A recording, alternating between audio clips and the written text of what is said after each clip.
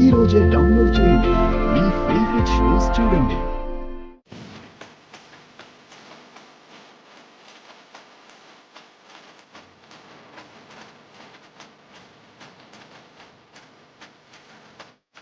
Sir sir వాళ్ళకి room చూపించండి. Sir ఇదిదా మీ room. ఈ రూమ్ చాలా బాగుంది కదా, ప్రశాంతంగా ఉంది. ఆ అనన్య పేడ మనకి ఇక్కడ లేదు కదా, అందుకే ఈ ప్లేస్ చాలా బాగుంది.